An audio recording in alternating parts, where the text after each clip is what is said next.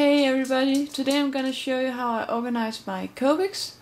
Those of you who have seen my scrapbook room will know that I do my scrapbooking right here in my living room.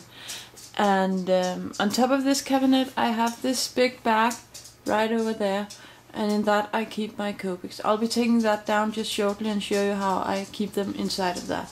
But before that I'll just turn around here, all the way around to my desk, and on this side of the desk I have this little thing here that keeps my ready to color stamp images or printed images, as well as my finished colored images, and I'll be going through that one as well. And on the other side of the screen, in that bottom drawer there, I do have Copic stuff as well. And then I keep my Copic paper in a cabinet somewhere else, but I'll be taking that out and show you exactly what it is that I use, just to keep everything together in this video. So I'll just mount this on the tripod and get started to show you what I keep in those separate rooms. Yeah, so the paper I use is Make It Color by Make It Crafty. I absolutely love Make It Crafty stamps, and this is by far my favorite Copic coloring paper. It's rather thick, and I like that. I like that it's sturdy, because sometimes I use watercolors for my background paper, and then I need some paper that can soak in that water. Goes through my printer smooth, and the colors are blending really nicely on this paper. I haven't tried Copics Express, I think it's called, so I can't really compare it with that. All I know is that I love this paper and have really no intention of changing it to something else anytime soon. Now for this, this box is just, I don't know, a random box I had standing around.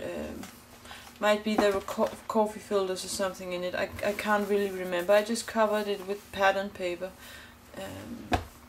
So yeah, and in it is divided by just sticking in this piece of cardboard here between the ones I have colored or are still coloring, depending. But yeah, sometimes I do sit down and choose paper and figure out what colors I want to use, and sometimes I'm just going to color and choose colors I like, and then I'll find papers that match later on. I do keep some notes and post-it notes in here as well, as you can tell. So yeah, and the rest at the other half are just images that I have yet to color in. As you might get a feeling for, there's quite a lot. Yeah, so this is the drawer, and it is by no means filled up. I keep my Stamp-A-Magic down here. It could be anywhere else, because this isn't something I only use when I color with my Copics. I use it very often when I stamp on layouts and such as well. It was just, this is where I had room. This little Magnolia girl is actually one of the first images I ever colored with Copics, if not the first. I think she was the second or the third. And she's colored on watercolor paper, because I didn't know better back then. This is just a block for post-it notes. I do keep my post-it notes down here with my Copic materials, because I do often use post-it notes to write down what colors I use and all that. Notes about the cards and everything while I'm coloring. So yeah, they go there. I also have my two big memento pads. I should have the gray down here as well, but apparently I don't. For stamping, most of my images are printed, are digital and printed, but I do have a few stamps still that I like to stamp with, and I use Mementos dyeing for that. I also have this acrylic block with a lot of double-sided tape and adhesive on it, because I don't mount many of my rubber stamps anymore. We used to mount them on easy mount and things like that, but often I just, you know, keep it on the rubber, and or keep the rubber small, and then just stamp down on a thick foam mat instead so I get a good impression still, but I don't have to spend that much money on easy mount or something like that.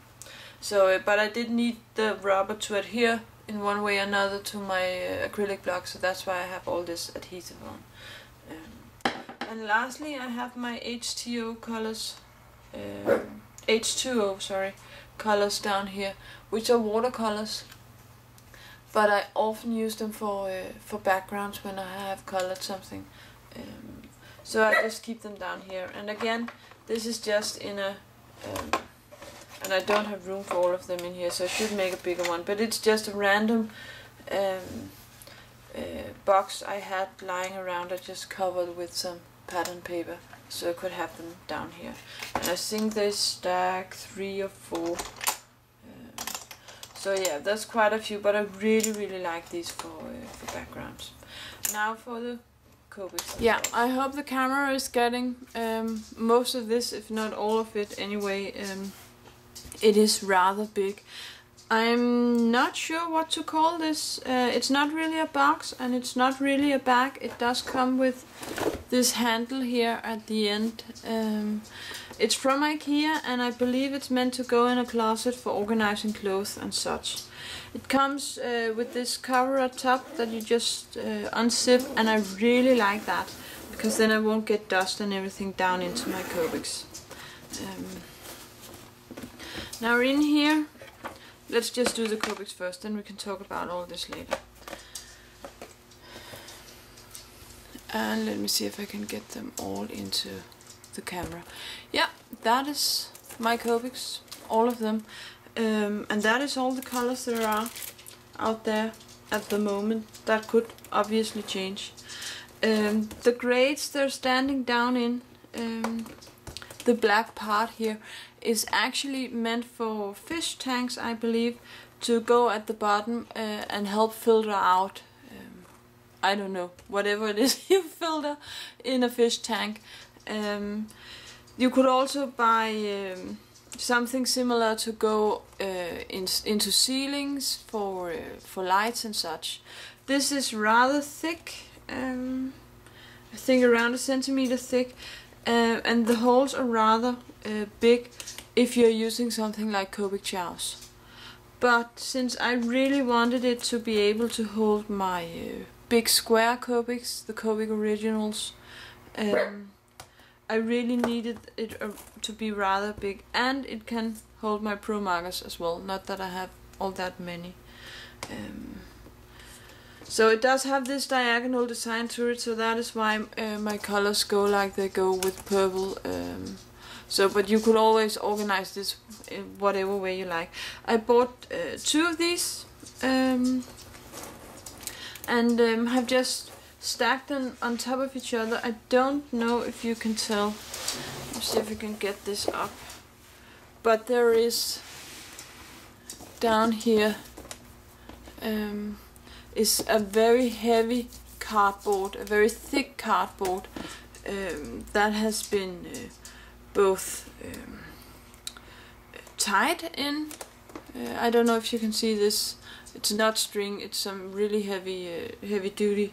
It's not rope either, because it's not that thick. Something in between that's been tied through loops here and into the cardboard.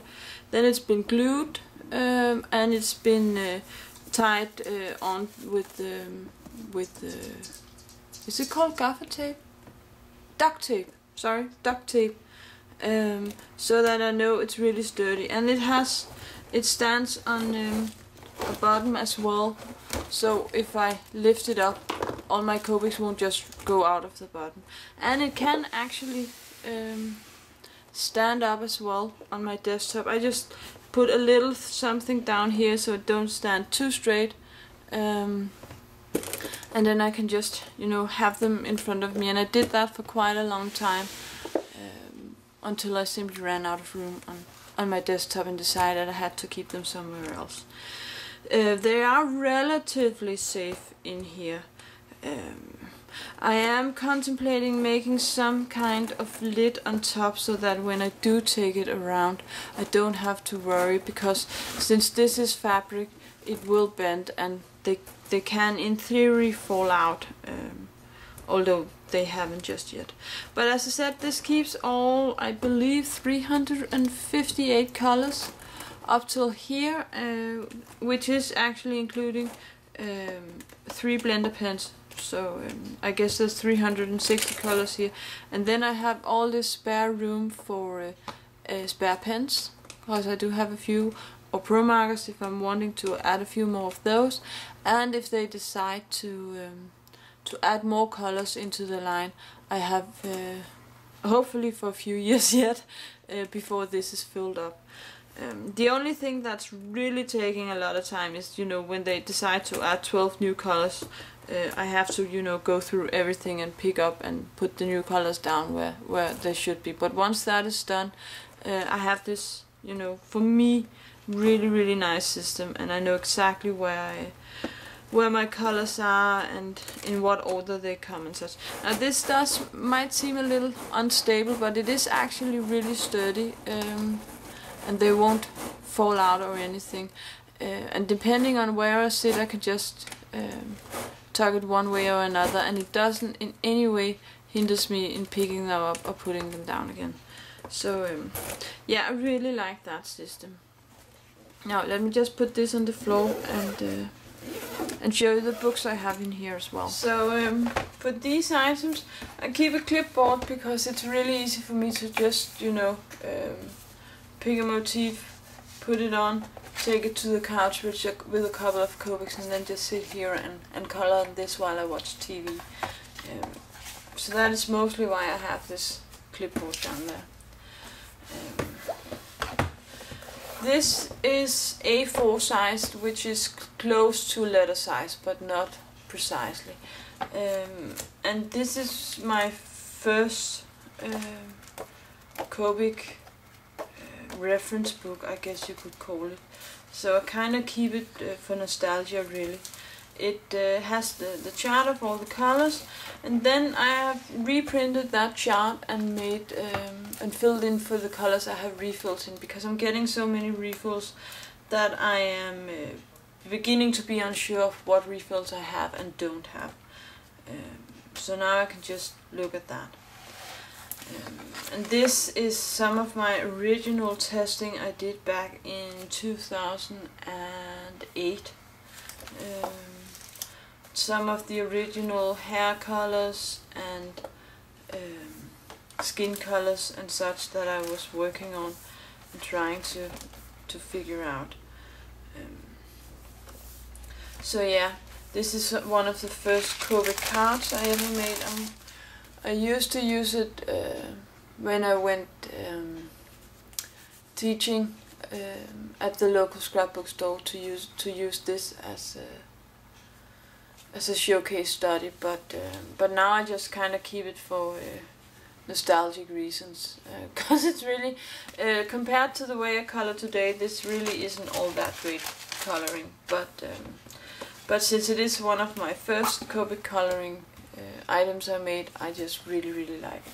So I really don't need this anymore, but I kind of like it. My go-to Copic reference book is this one. Let me just zoom in here.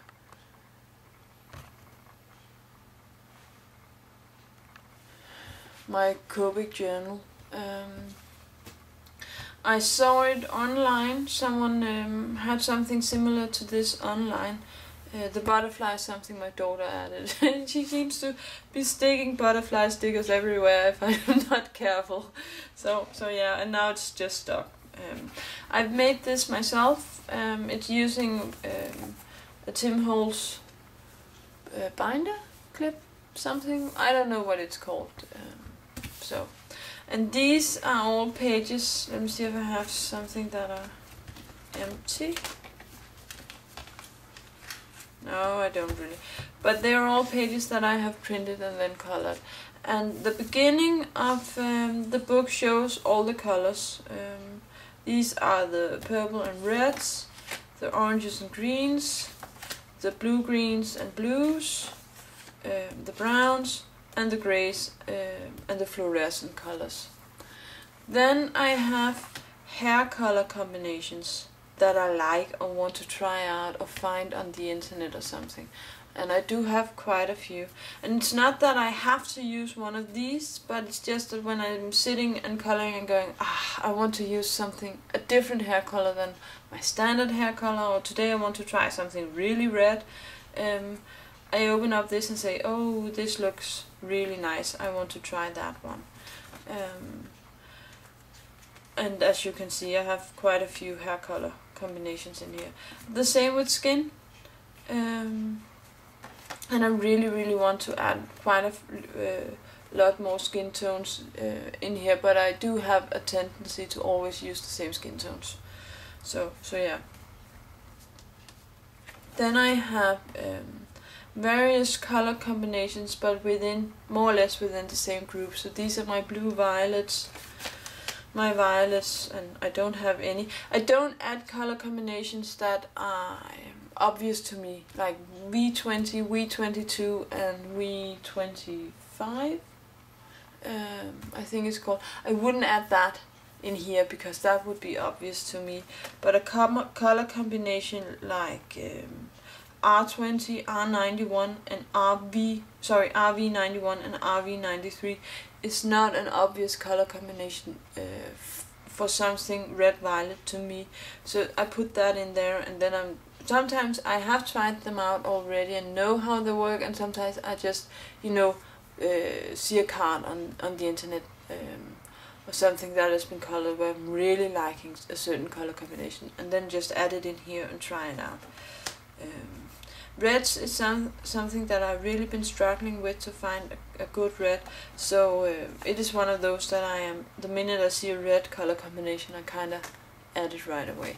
And I haven't done it here, but once I have filled them out, I usually glue them together, so I just turn one. And I don't do it beforehand because, as you can see, the color bleeds through a little bit, and I don't want to have whatever I put on here to show up on here, so I usually wait for that. And yeah, I just have for all the various color groups all the way down, except for gray, I think. I also have one called Custom. I have one color that I've mixed myself. I mixed the E40 with a lot of the blender to get an even lighter beige color. So that is what I'm showing here. And then this is my sunset sunrise combination that goes from red to blue. So that is what I'm having here. And obviously that wouldn't go into either a red or a blue, because it's something in between. And with other gradients they will go down here as well. Then, and I'm really sorry, if I can find the link and find where I got this, I will add it to the description box. But she had this various charts of suggested colors to go together. These are the basic colors she thought would be nice, so I printed those as well. And I have actually used these charts quite often because I really think there's some nice color combinations. But it is my own. I can't really remember if she had them filled out already, versions where they were filled out already, but I always add my own colors instead, because the printed colors won't ever look like the real Copic colors, so that's why. But there's the basics, the earthly neutrals or naturals, the brights, and the muted pastels, and this is the one I'm really using quite a lot. So yeah. And then there's just, room for notes and something. But this is really my go-to book, and it's small enough that I can bring it to me if I go outside or somewhere to crop or sit and color. I can take it with me to the couch when we watch TV. I really like this. It's almost my Copic Bible. It is to me this is a tool that really helps me with colors and all that, especially since this is no more bigger than I can actually sit and go, what red would look good here and what red won't and such. So yeah, that's how I organize my Copics. Thank you so much for watching. See you soon. Bye bye.